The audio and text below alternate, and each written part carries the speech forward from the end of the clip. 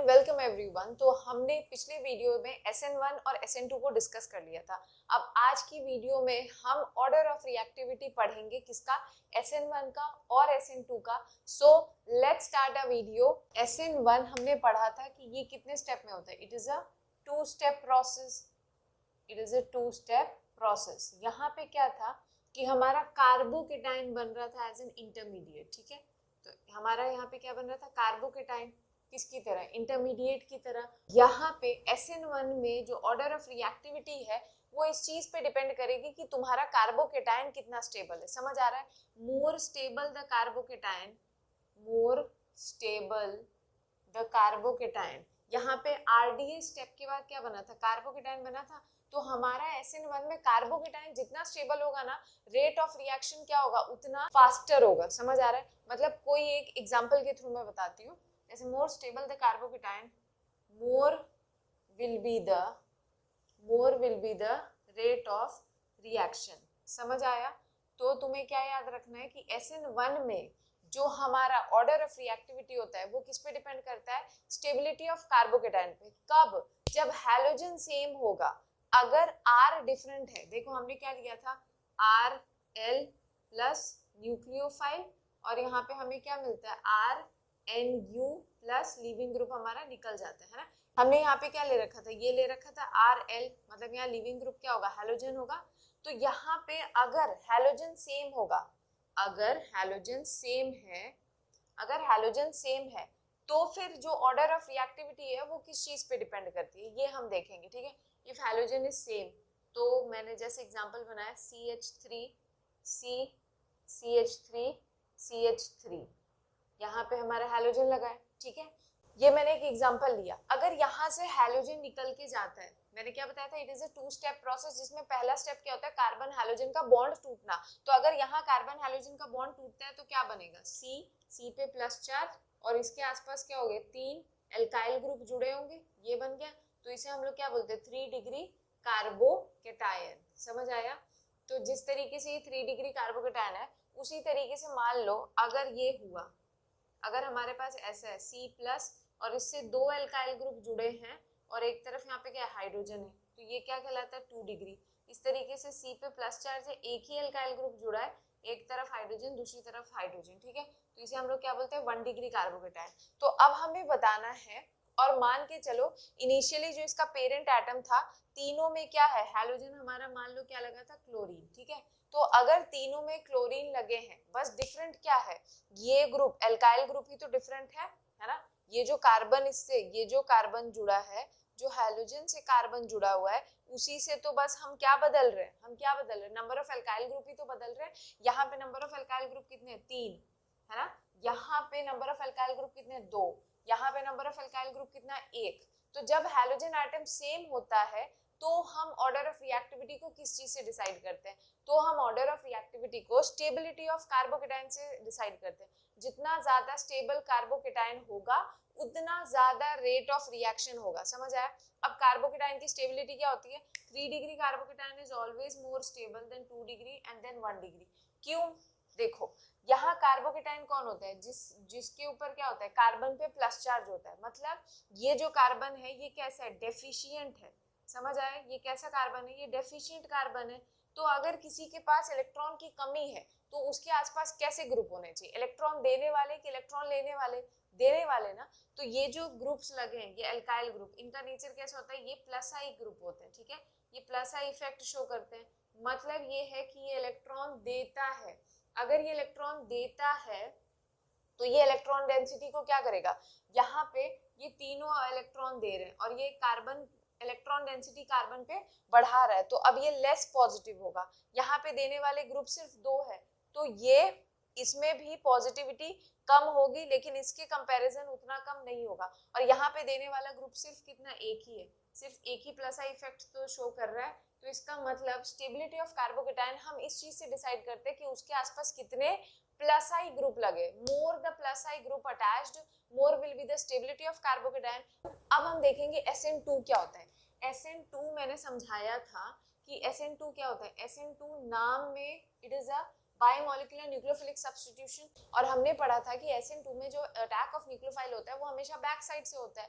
तो इसका मतलब जो न्यूक्लियोफाइल आके जुड़ने वाला है उसको, न्यूक्लियोफाइल कैसे होते हैं, जनरली बल्की ग्रुप्स होते हैं, तो वो बल्की, तो वो चाहेगा क्या कि जिस कार्बन से वो आके अटैच्ड होने वाला है उस कार्बन के आसपास भीड़ कम से कम हो, जितना भीड़ कम होगा इजिली न्यूक्लियोफाइल अटैक करेगा और इजिली प्रोडक्ट बना देगा। समझ आ रहा है? तो यहाँ पे हमारा मेन फंडा कौन था, स्टेबिलिटी ऑफ कार्बोकेटाइन, और SN2 में जो मेन फंडा होता है वो होता है स्टेरिक हिंड्रेंस। ठीक है, क्या होता है, स्टेरिक हिंड्रेंस। इसका मतलब अगर मैं यहाँ पे देखूं तो C है, C से 3 एल्काइल ग्रुप ऐसे जुड़े हुए हैं, ठीक है, ये रहे, और यहाँ पे ये हमारा कार्बन है जो पार्शियल पॉजिटिव है, ठीक है। इसी तरीके से दूसरे होंगे जिससे क्या होंगे, 2 एल्काइल ग्रुप जुड़े हैं, ये रहा, और तीसरा यहाँ पे ये क्या है, ये जिससे एक ही एल्काइल ग्रुप जुड़ा है, ये हाइड्रोजन, ये हाइड्रोजन, ठीक है। तो ये होता है 3 डिग्री, ये है हमारा 2 डिग्री, ये है हमारा 1 डिग्री, और एक आएगा मिथाइल। मिथाइल क्या होता है, जिसमें सारे के सारे क्या होता है, हाइड्रोजन जुड़े होते हैं, तो ये हाइड्रोजन, ये हाइड्रोजन, ये हाइड्रोजन, ठीक है। तो अब हमें बताना है कि इसमें ऑर्डर ऑफ रिएक्टिविटी सबसे ज्यादा किसकी होगी। तो मैंने क्या बताया कि SN2 में स्टेरिक हिंड्रेंस पे फर्क पड़ता है, जितना कार्बन, जिस कार्बन से हैलोजन निकला है ना, वो कार्बन जितना फ्री होगा, जितना वो हल्का होगा, उसके आसपास जितनी भीड़ कम होगी, रेट ऑफ रिएक्शन उतना फास्टर होगा। तो इसका मतलब यहाँ पे देखो, ये जो जितने भी अल्काइल ग्रुप्स होते हैं ना, मिथाइल, इथाइल, प्रोपाइल, ये सब कैसे होते हैं बेटा, बल्की ग्रुप्स है, मतलब बड़े ग्रुप है, तो इनका खुद का एक स्पेस है, ठीक है। ये देखो ऑलरेडी ये क्या कर रहे हैं, बहुत यहाँ पे स्टेरिक भीड़ भाड़ बहुत है, तो न्यूक्लियोफाइल को अगर बैक से अटैक करना है तो वो न्यूक्लियोफाइल भी बल्की है, तो यहाँ पे क्या होता है, रिपल्शन होता है, स्टेरिक रिपल्शन होगा, इस वजह से अटैक ऑफ न्यूक्लियोफाइल यहाँ पे क्या होगा, कम होता है, लेस होगा, ठीक है। तो और इसमें 2 ग्रुप है, तो इसमें क्या होगा, इसमें भी न्यूक्लियोफाइल को थोड़ी दिक्कत होगी लेकिन उतनी नहीं होगी, इसमें और कम दिक्कत होगी, इसमें बड़े मजे से वो आ जाएगा। तो इसका मतलब SN2 में जो ऑर्डर ऑफ रिएक्टिविटी होता है, जब हैलोजन सेम होता है तो हम किससे डिसाइड करते हैं, बल्कीनेस या स्टेरिक हिंड्रेंस से। जितना बल्की ग्रुप प्रेजेंट होगा रेट ऑफ रिएक्शन उतना कम होगा, जितना बल्की ग्रुप नहीं होंगे उतना रेट ऑफ रिएक्शन फास्टर होगा। इसका मतलब यहाँ पे सबसे ज्यादा स्टेबल कौन है, मिथाइल, मिथाइल हैलाइड, फिर आएगा हमारा 1 डिग्री, फिर आएगा हमारा 2 डिग्री, फिर आएगा हमारा 3 डिग्री, ठीक है। तो ये होता है ऑर्डर ऑफ रिएक्टिविटी को डिसाइड करने का। SN1 में you have to decide if halogen atom is same, then you have to decide by the stability of carbocation. SN2 में हम जब हैलोजन एटम सेम होता है तो हम डिसाइड करते हैं स्टेरिक हिंड्रेंस से, समझ आया। SN1 में जितना ज्यादा स्टेबल कार्बोकेटाइन होगा उतना ज्यादा फास्टर रिएक्शन होगा। तो कार्बोकेटाइन की स्टेबिलिटी किस पे डिपेंड करती है, more the plus I group attach, ठीक है। तो इस हिसाब से 3 डिग्री कार्बोकेटाइन सबसे स्टेबल होगा, फिर 2 डिग्री, फिर 1 डिग्री। और SN2 में स्टेरिक हिंड्रेंस के हिसाब से हम क्या बताएंगे कि सबसे ज्यादा रेट ऑफ रिएक्टिविटी किसकी होगी जब हैलोजन एटम सेम होगा, मिथाइल हैलाइड का, फिर 1 डिग्री, फिर 2 डिग्री, फिर 3 डिग्री, समझ आया। अब देखो क्या करना है, जैसे मैंने एग्जांपल में लिया, हमने ये ले लिया CH3, इससे लगा है कौन, इससे लगा है फ्लोरीन, फिर दूसरा लगा है CH3, इससे लगा है हमारा क्या, फ्लोरीन, ठीक है, फिर है हमारा CH3 ब्रोमीन, और फिर है CH3 और इससे जुड़ा है आयोडीन, समझ आया। तो अब हमें इसमें बताना है कि बताओ SN1 के लिए कौन ज्यादा मोर रिएक्टिव है, समझ आ रहा है। मतलब इसमें क्या है, इसमें हैलोजन एटम अलग अलग है, बाकी हमने क्या ले लिया, एल्काइल ग्रुप तो सेम ही लिया है ना, वो कार्बन लिया जिससे तीनों बॉन्ड्स में क्या है, हाइड्रोजन अटैच्ड है। तो हम यहाँ पे कैसे डिसाइड करेंगे, तो यहाँ पे डिसाइड करना हमें बताना है कि SN1 के लिए मोर रिएक्टिव इसमें से कौन है, और SN2 के लिए भी तुम्हें बताना है, ठीक है। तो अब हमें ये बताना है, ठीक। तो हम क्या करेंगे, देखो सबसे इजी बात है, if halogen atom is different, if halogen atom is different, तब हम कैसे डिसाइड करेंगे। तो देखो हम किससे डिसाइड करते हैं, तब हम डिसाइड करते हैं बॉन्ड डिसोसिएशन इंथैल्पी से, समझ आ रहा है, बॉन्ड डिसोसिएशन इंथैल्पी। मतलब यहाँ पे कार्बन और हैलोजन के बीच में बॉन्ड जितना जल्दी टूटेगा, ऑर्डर ऑफ रिएक्टिविटी उतना ज्यादा होगा, और ये सेम होता है SN1 और SN2 दोनों के लिए। देखो कैसे, अगर तुम ध्यान दो यहाँ पे बॉन्ड्स किसके बीच में, कार्बन और फ्लोरीन, कार्बन और क्लोरीन, कार्बन और ब्रोमीन, और कार्बन और आयोडीन। मतलब कार्बन तो सेम है, मतलब मान लो अगर ये कार्बन का साइज है तो फ्लोरीन का साइज भी क्या है, छोटा है, ठीक है, फ्लोरीन का साइज इतना छोटा है, ठीक। फिर मान लो कार्बन है और कार्बन के साथ क्या है, क्लोरीन, तो क्लोरीन का साइज इतना है मान लो, ठीक है। तो ये है इसका इंटरन्यूक्लियर डिस्टेंस, इसका डिस्टेंस क्या इतना बढ़ गया, ठीक। फिर ये रहा कार्बन, ये रहा हमारा क्या, ब्रोमीन, ठीक है, तो इसका डिस्टेंस क्या हो गया, और बढ़ गया। फिर हमारा क्या है, ये क्लोरीन था, ये ब्रोमीन है, और फिर हमारा ये क्या है, कार्बन, और ये मान लो हमारा रहा आयोडीन, ठीक है। तो इसका डिस्टेंस क्या, इंटरन्यूक्लियर डिस्टेंस और बढ़ गया, है ना। तो यहाँ पे क्या है, जितना ज्यादा डिस्टेंस होगा उतनी कम एनर्जी में बॉन्ड टूट जाएगा, यही तो है कि जितना ज्यादा डिस्टेंस है उतनी कम एनर्जी हमें देनी पड़ेगी और बॉन्ड इजीली ब्रेक हो जाएगा। तो इसका मतलब बॉन्ड डिसोसिएशन एंथैल्पी सबसे कम किसका होता है, बॉन्ड डिसोसिएशन एंथैल्पी। एक बात याद रखो, यहाँ पे अगर हाइड्रोजन एटम डिफरेंट है तो बॉन्ड डिसोसिएशन एंथैल्पी पे डिपेंड करते हैं। जिसका बॉन्ड डिसोसिएशन एंथैल्पी जितना कम होगा वो उतना मोर रिएक्टिव होगा, समझ आया, more reactive for SN1 and SN2, ठीक है। इसका मतलब आउट ऑफ द 4 सबसे ज्यादा कौन है रिएक्टिव SN1 SN2 के लिए, आइडोमीथेन, फिर है हमारा CH3Br, फिर आएगा हमारा CH3Cl एंड फिर आएगा हमारा CH3F, समझ आ गया। अगर हैलोजन एटम डिफरेंट है तो जो हमारी ऑर्डर ऑफ रिएक्टिविटी होगी वो हमेशा आयोडीन के लिए सबसे ज्यादा होगी, फिर ब्रोमीन, फिर क्लोरीन और फिर फ्लोरीन आएगा, समझ आया। और ये SN1 और SN2 दोनों के लिए सेम होता है। तो आई होप SN1 और SN2 का ऑर्डर ऑफ रिएक्टिविटी समझ आ गया होगा। अब हम समझेंगे अगर हमारे पास एलाइलिक और बेंजाइलिक हैलाइड्स आ गए और हमसे पूछा जाएगा कि बताओ ये अगर न्यूक्लियोफिलिक सब्स्टिट्यूशन कर रहे हैं तो ये किसको फॉलो करेंगे, SN1 को कि SN2 को, तो हम कैसे डिसाइड करेंगे, हम लास्ट इस चीज को समझने जा रहे हैं, ठीक है। तो देखो एलाइलिक क्या होता है, CH2 डबल बॉन्ड CH2X, ये हमारा क्या है, एलाइलिक हैलाइड, ठीक है, इसे हम लोग क्या बोलते हैं, एलाइलिक हैलाइड।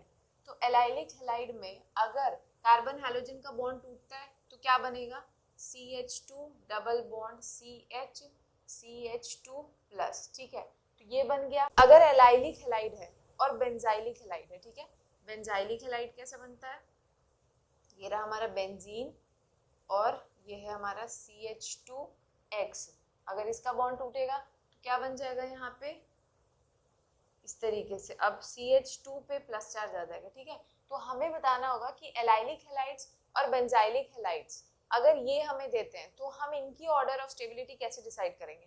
तो अगर तुम ध्यान दो तो एलाइलिक हैलाइड्स में क्या होता है, रेजोनेंस होता है, वैसे ही बेंजाइलिक हैलाइड्स में भी क्या होगा, रेजोनेंस होगा। तो अगर किसी में plus I effect, resonance effect और तीसरा हाइपर कॉन्जुगेशन अगर हमें दिख रहा है तो वो सभी चीज किसके लिए फॉलो होता है, SN1 के लिए।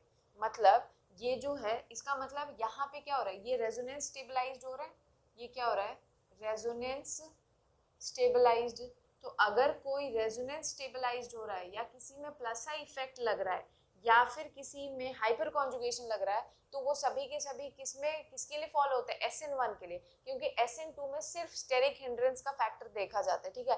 तो यहाँ पे ये हैलोजन के टूटने के बाद जो स्ट्रक्चर बन रहा है वो किससे स्टेबलाइज हो रहा है, रेजोनेंस से ना। तो इसीलिए ये दोनों ही किसको फॉलो करते हैं, they both will follow SN1 reaction, ना कि SN2, समझ आया। तो कभी भी एलाइलिक और बेंजाइलिक हैलाइड होगा तो तुम्हें क्या करवाना होगा, हमेशा SN1 ना कि SN2, ठीक है। जैसे देखो ये यहाँ पे गया तो यहाँ पे ये स्ट्रक्चर क्या बन जाएगा, CH2 plus CH double bond CH2, तो ये होगा इसका रेजोनेटिंग स्ट्रक्चर। इसी तरीके से यहाँ पे भी क्या होगा, रेजोनेंस होगा। कैसे, ये बॉन्ड गया यहाँ तो क्या बन जाएगा, ये इस पे plus charge, double bond CH2, ये हो गया इसके पास गया तो स्ट्रक्चर क्या बन जाएगा, यहाँ डबल बॉन्ड और यहाँ पे क्या आ गया, plus charge, double bond CH2, फिर ये गया यहाँ पे तो स्ट्रक्चर क्या बनेगा, ये रहा डबल बॉन्ड, ये रहा डबल बॉन्ड, यहाँ हमारा गया plus charge, double bond CH2, फिर क्या हो जाएगा, फिर ये डबल बॉन्ड यहाँ गया और हमारा स्ट्रक्चर बन जाएगा क्या, इस तरीके से, डबल डबल और यहाँ पे डबल बॉन्ड और ये वापस क्या आ गया, CH2 प्लस। तो इस तरीके से तुम्हें क्या दिख रहा है कि both allylic halide and benzylic halides are resonance stabilized. Because they are resonance stabilized, hence they follow SN1 mechanism. मतलब अगर ये न्यूक्लियोफिलिक सब्स्टिट्यूशन करेंगे तो ये हमेशा SN1 को फॉलो करते हैं, ना कि SN2 को. तो आई होप ये वाली बात समझ आ गई होगी. अब हम एक छोटा सा एनसीईआरटी का क्वेश्चन डिस्कस करेंगे ताकि थोड़ी बहुत और क्लैरिटी मिल जाए. समझ आया? जैसे यहाँ पे ये क्वेश्चन दिया हुआ है, ये एनसीईआरटी का क्वेश्चन है और यहाँ पे पूछा है which will undergo SN2 faster. ठीक है, SN2 faster कौन करेगा? तो अब अगर एक बात बताओ, SN2 में हम क्या देखते हैं? SN2 में हम देखते हैं स्टेरिक हिंड्रेंस, है ना? SN2 में क्या देखा जाता है? Steric hindrance. और अगर स्टेरिक हिंड्रेंस का फैक्टर हम देखते हैं तो सबसे ज्यादा स्टेबल कौन होता है? 1 डिग्री, फिर होता है 2 डिग्री, फिर होता है कौन? 3 डिग्री. ठीक, तो अगर हम इन दोनों पे गौर करें तो हमें दिख रहा है कि जाने वाला ग्रुप, लीविंग ग्रुप तो क्या है? सेम है. तो अगर लीविंग ग्रुप सेम है तो हम किससे डिसाइड करेंगे? हम ये देखेंगे कि ये जो लीविंग ग्रुप से अटैच्ड कार्बन है ये 1 डिग्री है, 2 डिग्री है कि 3 डिग्री है. तो इसका मतलब ये वाला कार्बन क्या है? इससे 2 हाइड्रोजन अटैच्ड है, एक ग्रुप अटैच्ड है, तो ये क्या हो जाएगा? This is a 1 degree alkyl halide. तो ये क्या है? 1 डिग्री अल्काइल हैलाइड. और यहाँ पे क्या है? ये जो कार्बन है जो हैलोजन से अटैच्ड है, ये दोनों तरफ इसके अल्काइल ग्रुप प्रेजेंट है, तो ये 2 डिग्री अल्काइल हैलाइड है. तो हमें पता है कि SN2 में कौन ज्यादा रिएक्टिव होता है? 1 डिग्री की 2 डिग्री? तो 1 डिग्री ज्यादा होता है, इसीलिए ये वाला कंपाउंड मोर रिएक्टिव होगा एज कंपैरिजन टू दिस. ऐसे ही इसमें अगर देखोगे तो इसमें ये जो ग्रुप है ये सेम है, बस इसमें अंतर क्या आ गया? लीविंग ग्रुप अलग है. यहाँ पे हमारा लीविंग ग्रुप क्या है? आयोडीन. वहां पे हमारा लीविंग ग्रुप कौन है? क्लोरीन. लीविंग ग्रुप वो होता है जो अपने electron, shared pair of electron लेके रिएक्शन से बाहर निकल जाता है. तो यहाँ पे अगर हम देखें तो अब हमें लीविंग ग्रुप से डिसाइड, तो यहाँ पे हम कैसे डिसाइड करेंगे? तो देखो, आयोडीन जो होता है because of its bigger size and lower electronegativity, ये ज्यादा इजिली अपने इलेक्ट्रॉन को लेके बाहर निकल जाएगा, इसीलिए ये ज्यादा रिएक्टिव है as comparison to this one. समझ आया? तो आई होप आज का वीडियो समझ आया होगा, ऑर्डर ऑफ रिएक्टिविटी क्लियर होगा, SN1 SN2 भी क्लियर होगा. तो मिलते हैं नेक्स्ट वीडियो में जिसमें हम preparation of halo alkanes and halo arenes को डिस्कस करेंगे. तब तक पढ़ाई करते रहो. कोई डाउट हो तो कमेंट सेक्शन में पूछो. अगर वीडियो अच्छा लगे तो अपने इस वीडियो का खुद भी फायदा उठाओ and do share it with your friends. Thank you. And if you like my channel then do like, share, comment and subscribe. Thank you and bye.